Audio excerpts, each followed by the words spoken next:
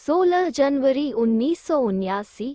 तिलक, ताज और तख्तधारी बनने की युक्तियाँ। बाप दादा सर्व बच्चों के वर्तमान और भविष्य दोनों के अंतर को देख रहे थे। आज बाप दादा बच्चों के वर्तमान को देखते हुए हर्षित भी हो रहे थे और साथ साथ कई बच्चों के विचित्र चलन को देख रहम भी आ रहा था। बाप कितना श्रेष्ठ बनाते हैं और बच्चे अपनी ही थोड़ी सी गफलत करने के कारण व अलबेलेपन के कारण श्रेष्ठ स्थिति से नीचे आ जाते हैं। आज बाप दादा विशेष रूप से बच्चों के भिन्न भिन्न प्रकार के हंसी के रूप देख रहे थे। ब्राह्मण जन्म होते ही बाप दादा संगमयुगी विश्व सेवा की जिम्मेदारी का ताजधारी बनाता, लेकिन आज रमणीक खेल देखा। कोई तो ताज और तिलकधारी भी थे, लेकिन कोई ताजधारी के बदले किए हुए पिछले व अब के भी छोटे सो बड़े पाप व चलते चलते की हुई अवज्ञाओं की गठरी सिर पर थी।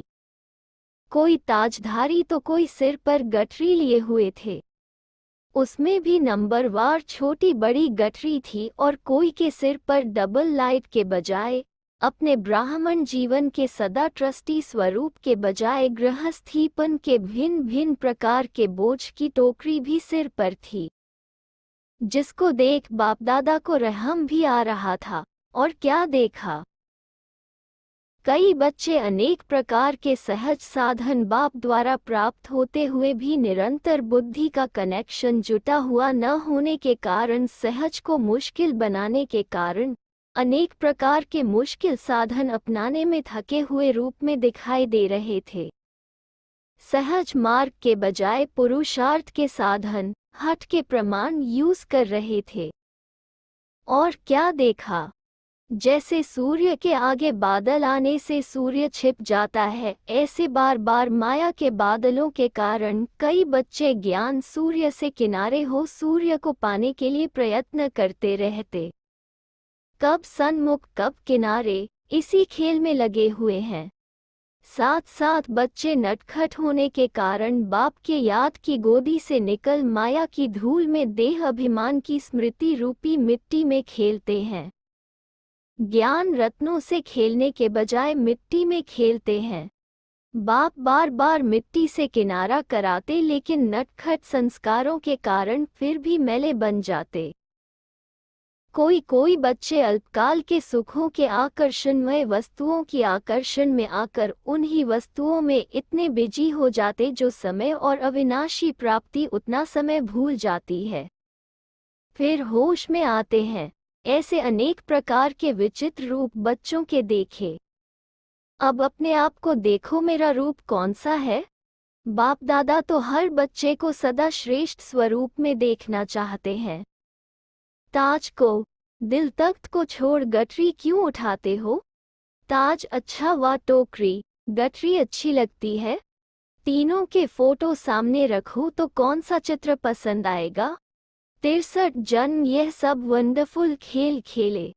अब संगमयुग पर कौन सा खेल खेलना है। सबसे अच्छा खेल है बाप और बच्चों के मेले का खेला। बाप द्वारा मिले हुए ज्ञान रत्नों से खेला। कहाँ रत्न और कहाँ मिट्टी। अब क्या करना है। बचपन के अलबेलेपन के व नटखट के खेल बहुत समय खेले, अब तो वानप्रस्थ में जाने का समय समीप आ रहा है, इसलिए अब इन सब बातों की समाप्ति का दृढ़ संकल्प करो। सदा ताज, तख्त और तिलकधारी बनो। इन तीनों का आपस में संबंध है। तिलक होगा तो ताज तख्त जरूर होगा। अपने श्रेष्ठ भाग्य, श्रेष्ठ प्राप्तियों को बार बार सामने लाओ। जब सर्व प्राप्तियों को और प्राप्त कराने वाले को सदा सामने रखेंगे तो कभी भी माया से सामना करने में कमजोर नहीं बनेंगे। सिर्फ एक बात याद रखो, सर्व संबंधों से हर कार्य में बाप दादा सदा साथ है। साथ छोड़ने के कारण ही यह विचित्र खेल खेलने पड़ते हैं। विश्व की जिम्मेवारी उठाने वाले बाप का साथ होते भी अपने हद की जिम्मेवारी के बोझ की टोकरी क्यों उठाते हो। विश्व का बोझ उठाने वाले आपका यह छोटा सा बोझ नहीं उठा सकते हैं क्या। फिर भी पुराने संस्कार के वश बार बार बोझ भी उठाते और फिर थक कर चिल्लाते भी हैं कि अब हमको छुड़ाओ। एक तरफ पकड़ते हैं, दूसरी तरफ पुकारते हैं, छोड़ो तो छूटे। यह एक सेकंड की हिम्मत अनेक जन्मों के लिए अनेक प्रकार के बोझ से छुड़ा देगी। पहला पहला वायदा बाप से क्या किया, याद है? मेरा तो एक दूसरा न कोई। जब मेरापन ही समाप्त हो गया, एक मेरा रह गया, तो फिर हद की जिम्मेवारियों का मेरापन कहाँ से आया? देह का मेरापन कहाँ से आया? कमजोरियों के संस्कारों का मेरापन कहाँ से आया? स्वयं को ज्ञानी तू आत्मा कहलाते हो। ज्ञान स्वरूप अर्थात कहना, सोचना और करना समान हो, सदा समर्थ हो। ज्ञानी तू आत्मा का हर कर्म समर्थ बाप समान, संस्कार गुण और कर्तव्य समर्थ बाप के समान हो। तो समर्थ स्टेज पर स्थित होने वाले यह व्यर्थ के विचित्र खेल नहीं खेल सकते। सदा मिलन के खेल में बिजी रहते, बाप से मिलन मनाना और औरों को बाप समान बनाना। तो इस वर्ष क्या करेंगे? यह अभी का तो एक्स्ट्रा टाइम मिला है, किस लिए? स्वयं के प्रति मिला है। इस एक्स्ट्रा समय का भी रहस्य है। पीछे आने वाले उल्हना न दे कि हमें बहुत थोड़ा समय मिला। जैसे सौदे के पीछे एक्स्ट्रा रून घाटा दी जाती है, वैसे ड्रामा अनुसार यह समय भी सेवा के प्रति अमानत रूप में मिला हुआ है। इसी अमानत को बाप दादा की श्रेष्ठ मत प्रमाण यूज करो। समझा? अब क्या करना है?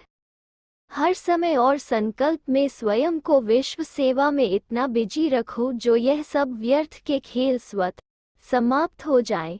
यह रिजल्ट बाप दादा देखने चाहते हैं। अच्छा, सदा संकल्प और सेकंड के भी ट्रस्टी समझने वाले, एक बाप मेरा और नहीं कोई मेरा, ऐसे बेहद के समर्थ संकल्प वाले, सदा विश्व कल्याण के संकल्प में बिजी रहने वाले, बाप समान समर्थ संस्कार वाले, व्यर्थ को बाप के साथ से सदा के लिए विदाई देने वाले, ऐसे ज्ञानी तो आत्मा बच्चों को बाप की बार बार बधाई हो। साथ साथ ऐसे तख्त नशीन बच्चों को बाप दादा का याद प्यार और नमस्ते। पार्टियों से मुलाकात। 1. सर्व का आकर्षण बाप की तरफ आकर्षित कराने का साधन, चमकता हुआ दिव्य सितारा। आपका दिव्य सितारा सदा चमकता दिखाई दे तो सितारे की चमक सर्व को अपनी तरफ स्वतः ही आकर्षण करेगी। कोई भी लाइट की वस्तु चलती हुई आत्माओं को अपने तरफ आकर्षित जरूर करती है। यह तो अविनाशी सितारा है, तो चमकते हुए सितारों की तरफ सर्व की आकर्षण स्वतः होगी। सितारों की तरफ आकर्षित होना अर्थात बाप की तरफ आकर्षित होना। तो सदा अनुभव करते हो कि हमारा आत्मिक स्वरूप का सितारा चमक रहा है। सदा चमकता है व कभी कभी चमकता है। जब बाप द्वारा नॉलेज द्वारा सितारा चमक गया तो अभी बुझ तो सकता नहीं, लेकिन चमक की परसेंटेज कम और ज्यादा हो सकती है। उसका कारण क्या? अटेंशन की कमी। जैसे दीपक में अगर सदा घृत डालते रहें तो वो एकरस जलता रहेगा। घृत कम हुआ तो हलचल करेगा। ऐसे अटेंशन कम हो जाता है तो परसेंटेज की चमक भी कम हो जाती है। इसलिए बाप दादा की श्रेष्ठ मत है, रोज अमृत वेले सारे दिन के लिए अटेंशन रखो। रोज अमृत वेले अपनी दिनचर्या को सेट करो। अगर कोई भी प्रोग्राम सेट नहीं होता है तो उसकी रिजल्ट क्या निकलती? सफल नहीं होता। तो यहाँ भी अगर रोज अपनी दिनचर्या सेट नहीं करेंगे तो सफलता मूर्त अनुभव नहीं कर सकेंगे। अटेंशन रहता भी है लेकिन और अंडरलाइन करो, जहाँ अटेंशन होगा वहाँ किसी भी प्रकार का टेंशन नहीं हो सकता। जैसे रात होगी तो दिन नहीं हो सकता। टेंशन है रात, अटेंशन है दिन। तो दिन और रात दोनों इकट्ठे नहीं रह सकते। अगर किसी भी प्रकार का टेंशन है तो सीधा है, अटेंशन नहीं है। साधारण अटेंशन और संपूर्ण अटेंशन में भी अंतर है। संपूर्ण अटेंशन अर्थात जो बाप के गुण व शक्तियां हैं वो अपने में हो। बाप के बच्चे बने तो उसका प्रूफ भी तो चाहिए ना। साधारण अटेंशन अर्थात हम हैं ही बाप के बच्चे। अगर इतने श्रेष्ठ बाप के बच्चे और श्रेष्ठता न हो तो कौन मानेगा कि यह श्रेष्ठ बाप के बच्चे हैं। तो जो बाप में विशेषता वही बच्चों में दिखाई दे, इसको कहा जाता है तीव्र पुरुषार्थी। तीव्र पुरुषार्थी अर्थात सोचना और करना समान, प्लान और प्रैक्टिकल समान। 2. आपका स्वधर्म है याद और कर्तव्य है सेवा। सभी सदा याद और सेवा इसी में तत्पर रहते हो। जो सदा याद और सेवा में लगे हुए हैं उन्हों से माया भी सदा के लिए नमस्कार करके किनारा कर लेती है। माया भी जानती है कि यह सदा बिजी रहने वाले हैं तो डिस्टर्ब नहीं करती, खाली रहने वालों को डिस्टर्ब करती है। तो सदा बिजी रहो, फिर माया आ नहीं सकती। याद से अपना भविष्य बनाते, सेवा से औरों का भी और अपना भी। तो याद ही आपका स्वधर्म है और सेवा करना ही आपका कर्तव्य है। 3. चढ़ती कला की निशानी, संपूर्ण मंजिल समीप दिखाई दे। सदा हर कर्म में चढ़ती कला का अनुभव करते हो। कदम आगे बढ़ाया अर्थात चढ़ती कला हुई। हर कदम में चढ़ती कला होने से संपूर्ण स्टेज तक बहुत जल्दी पहुंच जाएंगे। चढ़ती कला वाले को सदा अपनी संपूर्ण स्टेज अर्थात मंजिल स्पष्ट दिखाई देगी। जितना जिस वस्तु के नजदीक जाते हैं उतना ही वो वस्तु स्पष्ट दिखाई देती है। स्पष्टता ही समीपता की निशानी है। अभी समय है तीव्र पुरुषार्थ का, दौड़ लगाने का समय अब आ गया। अब हाई जंप लगाओ। समय कम है और मंजिल ऊंची है। हाई जंप देने के लिए डबल लाइट चाहिए। बिना डबल लाइट बने जंप नहीं दे सकते। 4. हर कर्म को श्रेष्ठ बनाने का साधन, फॉलो फादर। जैसे साकार बाप के ऊपर इतनी जिम्मेवारी होते हुए भी सदा डबल लाइट देखी, उनके अंतर में आपके पास तो कुछ भी जिम्मेवारी नहीं है। अपने को सदा निमित्त समझकर चलो। जिम्मेवार बाप दादा है, आप निमित्त हैं। निमित्त समझकर चलने से डबल लाइट हो जाएंगे। बाप भी इतनी बड़ी जवाबदारी संभालते हुए निमित्त समझकर चले तो फॉलो फादर। हर कर्म करने से पहले चेक करो कि फॉलो फादर है। इससे हर कर्म अति श्रेष्ठ होगा। श्रेष्ठ कर्म की प्रारब्ध ऑटोमेटिकली श्रेष्ठ होगी। बाप को कॉपी करो तो भी बाप समान बन जाएंगे। समान बनने वाले ही समीप रतन बनते हैं। 5. देह से न्यारे देही रूप में स्थित रहने वाले ही बाप के प्यारे। सभी अपने को देह से न्यारे और बाप के प्यारे अनुभव करते हो। जितना देह से न्यारे बनते जाएंगे उतना ही बाप के प्यारे बनेंगे। बाप प्यारा तब लगता है जब देह से न्यारे देही रूप में स्थित होते। तो सदा इसी अभ्यास में रहते हो। जैसे पांडवों की गुफाएं दिखाते हैं ना, तो गुफाएं कोई और नहीं है लेकिन पांडव इन्हीं गुफाओं में रहते हैं। इसी को ही कहा जाता है अंतर्मुखता। जैसे गुफा के अंदर रहने से बाहर के वातावरण से परे रहते हैं, ऐसे अंतर्मुखी अर्थात सदा देह से न्यारे और बाप के प्यारे रहने के अभ्यास की गुफा में रहने वाले दुनिया के वातावरण से परे होते, वो वातावरण के प्रभाव में नहीं आ सकते। जो बाप का प्यारा होगा वह न्यारा जरूर होगा, क्योंकि जिससे प्यार है वह जैसा होगा वैसा ही बनेगा। बाप सदा न्यारा है तो जो बाप का प्यारा होगा वह न्यारा भी सदा होगा। तो सदा न्यारे रहो, यही अभ्यास चलता रहे, इसके सिवाय नीचे नहीं आओ। नैराबी पार्टी से मुलाकात। सभी अपने को कोटों में कोई और कोई में भी कोई ऐसी महान आत्मा समझते हो।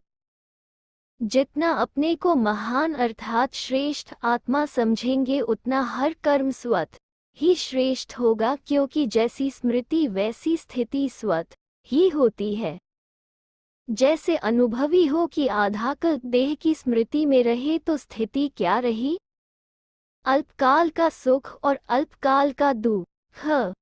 तो सदा आत्मिक स्वरूप की जब स्मृति रहेगी तो सदा काल के सुख और शांति की स्थिति बन जाएगी। ऐसी स्मृति रहती है। अच्छा, आपका ऑक्यूपेशन है पतित पावनी। इस स्मृति से सहज मायाजीत बनो। आप सब सदा सागर से संबंध रखने वाली ज्ञान नदियां हो, जिसमें अनेक आत्माएं ज्ञान स्नान कर पावन बनती हैं, तो पावन बनाने की सेवा में सदा तत्पर रहते हो। नदियों का महत्व तब है जब सागर से संबंध है। अगर सागर से संबंध नहीं तो नदी भी नाला बन जाती। तो आप चैतन्य ज्ञान नदियों का ही गायन है पतित पावनी। इसी सेवा में सदा बिजी रहो। माया का वार होना अर्थात खाली होना, बिजी रहना अर्थात माया के वार से बच जाना। तो सदा बिजी रहते हो या बहुत समय की साथी के ऊपर रहम आता है जो उसे भी चांस दे देते हो। जिसका जो ऑक्यूपेशन होता वो कभी भूलता नहीं।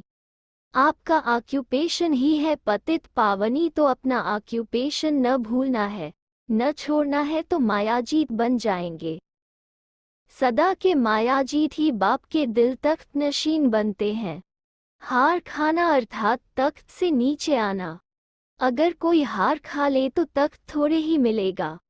तो यहाँ भी माया से हार खाना अर्थात तख्त से नीचे आना। टीचर्स का ऑक्यूपेशन है सदा संतुष्टता की खान होकर रहना और सर्व को संतुष्ट बनाना। टीचर्स तो है ही सदा संतुष्ट। टीचर्स अर्थात सर्व को संतुष्ट बनाने की सेवा पर उपस्थित। जितना स्वयं संपन्न होंगे उतना औरों को भी बना सकेंगे। टीचर्स की विशेषता ही है हर बात में संतुष्ट। संतुष्ट भी तब रह सकेंगे जब सदा बाप के गुणों और कर्तव्य में समान बनेंगे। सदा यह चेक करो कि जो बाप का गुण वही मेरा है, जो बाप का कर्तव्य वही मेरा कर्तव्य है। ऐसे चेक कर चलने वाले सदा संतुष्ट रहते भी हैं और सर्व को भी बनाते हैं। टीचर्स अर्थात संतुष्टता की खान, सदा संपन्न खान के समान अखुट हो, यही टीचर्स का ऑक्यूपेशन है। विदाई के समय है। कितनी 18 जनवरी आ गई, इतने वर्ष समाप्त हो गए, उसकी रिजल्ट क्या? रिजल्ट चाहिए परिवर्तन। जो पिछले वर्ष की बातें हैं वो इस वर्ष में नहीं होनी चाहिए। तो नवीनता क्या आई? जैसे मधुबन में जो आते हैं उन्हों से पूछते हैं क्या छोड़ा, क्या पाया। तो इस वर्ष की रिजल्ट में भी देखो क्या क्या छोड़ा, क्या पाया। न्यू ईयर मनाते हैं जब वर्ष नया हुआ। नया वर्ष अर्थात नवीनता भरा हुआ। इसकी आपस में रिजल्ट निकालना। टोटल मेजॉरिटी भी कहाँ तक अपने में परिवर्तन समझते हैं। इसलिए बाप दादा ने पहले भी कहा कि रिजल्ट लेने के लिए आएंगे, तो रिजल्ट क्या हुई? सेवा वृद्धि को पा रही है। सेवाधारी आत्माएं स्वयं के पुरुषार्थ में क्या वृद्धि पा रही हैं। दोनों का बैलेंस जब समान होगा तब समाप्ति होगी। सभी सदा संगमयुग के श्रेष्ठ भाग्य को सुमिरन कर हर्षित रहते हो। संगमयुग का भाग्य और कोई भी युग में पा नहीं सकते। संगमयुग का एक एक सेकंड अति भाग्यशाली है। एक सेकंड कई जन्मों का भाग्य बनाने के निमित्त बनता है। तो ऐसे श्रेष्ठ भाग्य को सदा याद रखते, अंदर में भाग्य को देख करके सदा खुशी में नाचते रहो। वाह मेरा भाग्य, ऐसे अंदर की खुशी बाहर दिखाई देती है। दूसरे भी देखने वाले अनुभव करें कि इन्हों को कुछ मिला है, कुछ पाया है। ऐसे सदा खुश रहो, सदा अटेंशन रखो, तो माया खुशी का खजाना छीन नहीं सकती। अच्छा, ओम शांति।